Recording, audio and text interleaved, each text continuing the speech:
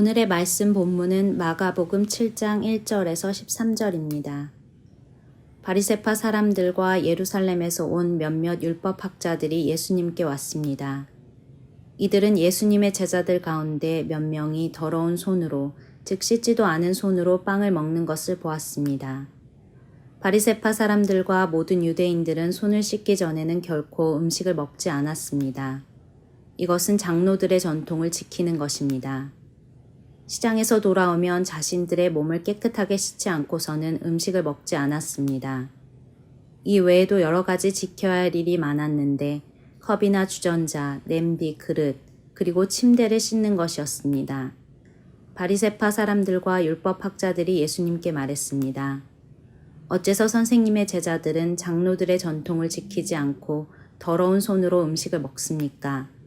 예수님께서 대답하셨습니다. 이사야가 너희와 같은 위선자들에 대하여 쓴 것이 옳구나. 이 백성들이 입술로는 나를 공경하나 마음은 내게서 멀구나. 헛되이 내게 예배를 드리고 사람의 훈계를 교리인 양 가르친다. 너희는 하나님의 계명을 무시하고 사람의 전통만 지키는구나.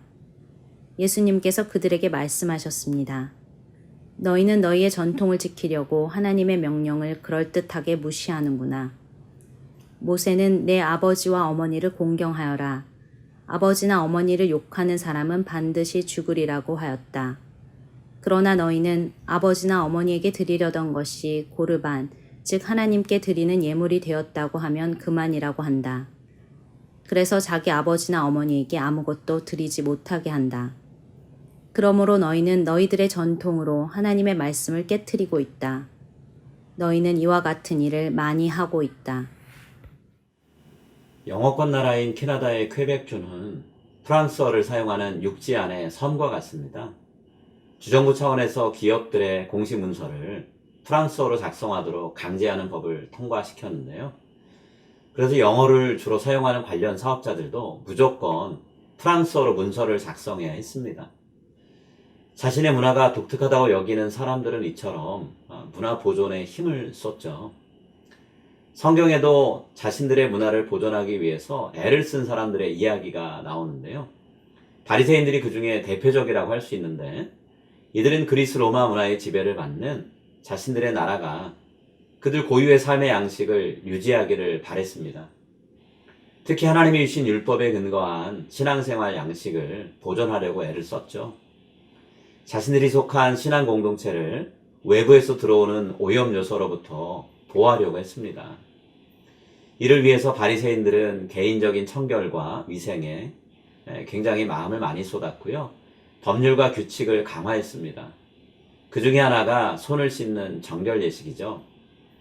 이것은 단순히 개인의 건강을 지킨다는 차원을 넘어서 하나님 앞에서 항상 자신을 정결하게 유지한다는 상징적인 의미를 갖고 있었습니다.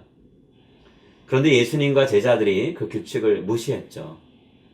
바리새인들이 보기에 예수님과 제자들은 안식일 규정을 어기는 것은 물론이고요, 손을 씻는 규칙도 어겼습니다. 이를 두고 바리새인들은 예수님과 제자들을 고발했고, 예수님은 이에 대해서 강력하게 반박하셨죠.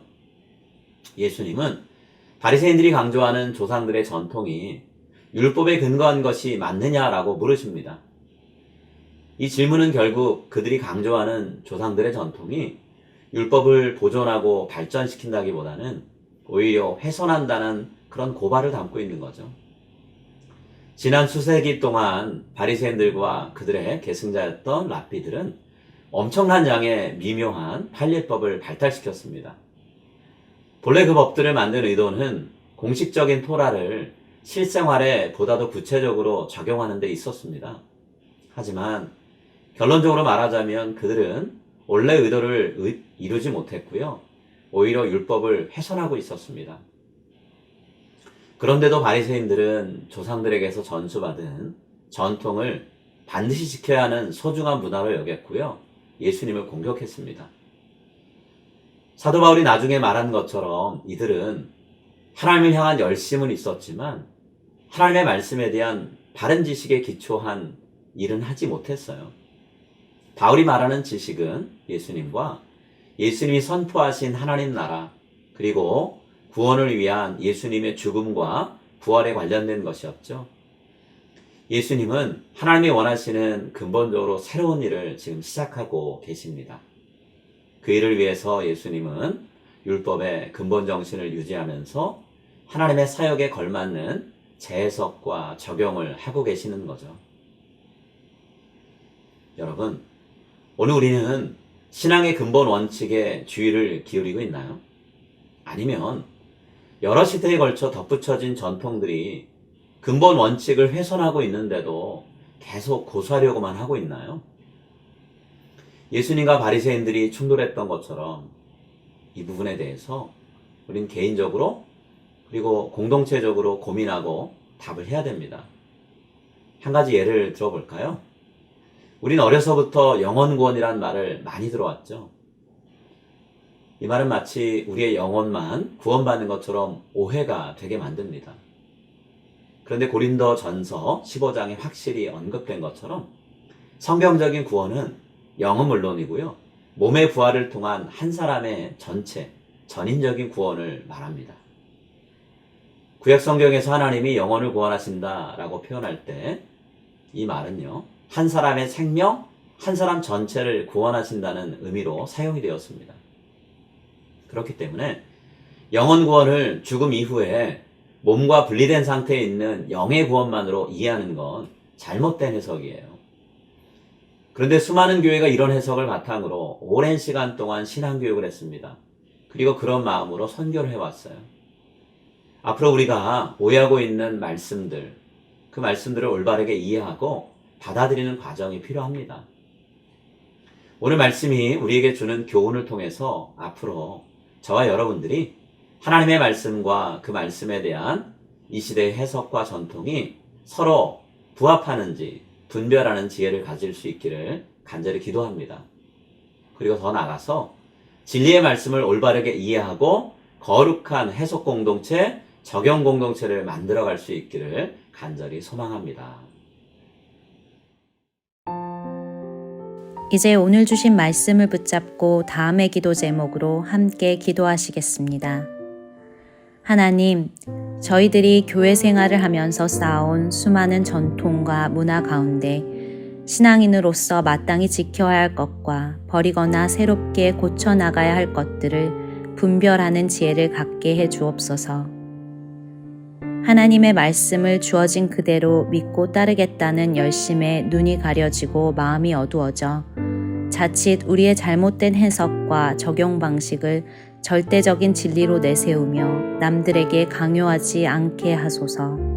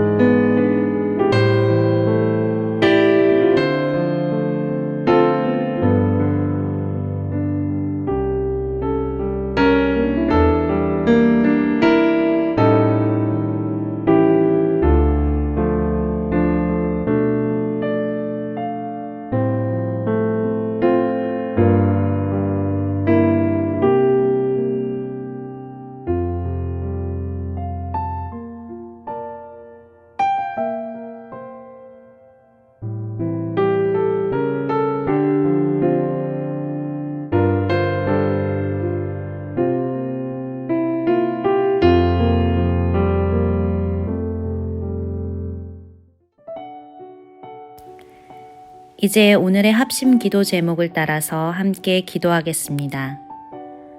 지난 1년간 성도들과 교회 공동체를 지켜주신 것과 새해에도 우리와 함께 해주실 것을 감사합니다.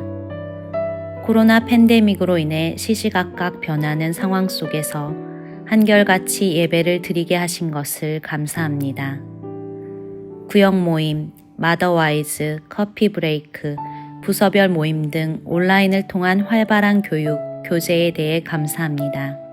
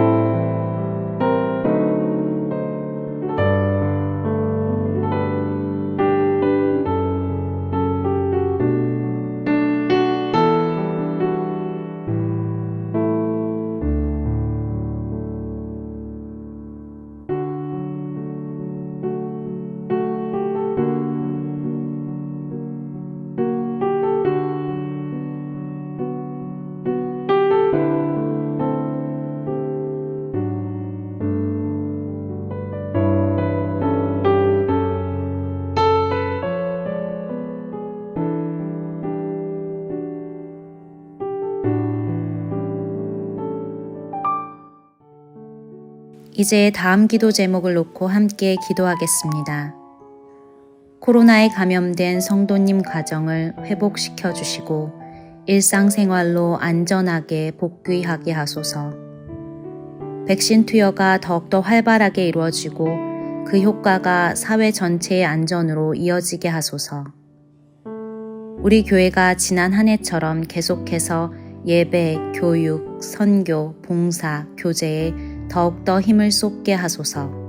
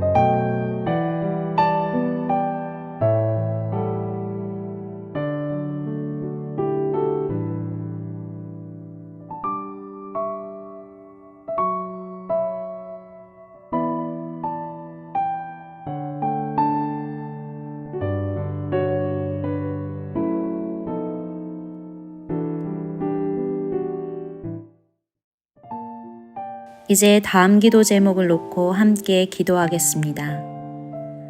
교육관 건축위원회의 활동을 통해 다음 세대에게 양질의 신앙교육을 진행할 아름다운 공간이 마련되게 하소서. 50주년 기념 50일 기도회를 통해 개개의 성도님들과 각 가정 그리고 온 교회가 영적으로 새로워지게 하소서. 하나님의 은혜로 섬기게 된 두 구호단체와 온전히 협력하며 푸드 드라이브를 통한 나눔을 계속하게 하소서.